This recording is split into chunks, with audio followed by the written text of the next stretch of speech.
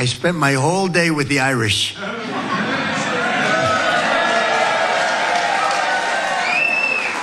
I should have been spending it with the Iranians, but that's not, in a different sense. We're doing very well.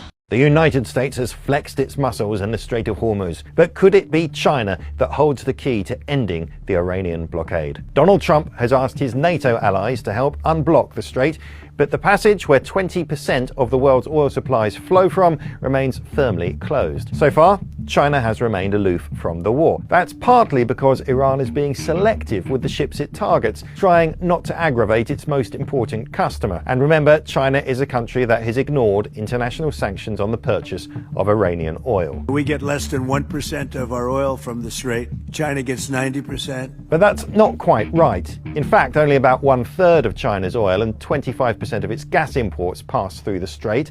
It also has a vast strategic reserve of crude oil to fall back on if the crisis continues. In other words, Beijing sees no urgent need to get drawn into the crisis. At least, not yet. China does have the second largest number of ships stacked up waiting to pass. This conflict and the oil price increase has done two things to help Putin. One, it's lifted the overall price of crude oil. And secondly, it's eliminated that discount, that penalty price that he had to pay. Now everybody wants his oil, and Christmas came early for Putin. So Putin may be benefiting temporarily from a budget windfall.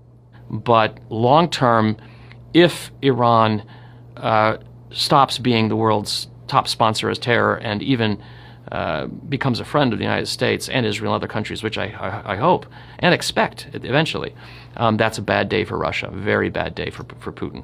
But today, as things stand in the Strait of Hormuz, I've seen it said that Russia is the clear winner in this war. Putin, no question, is benefiting from much greater revenue right now, yeah.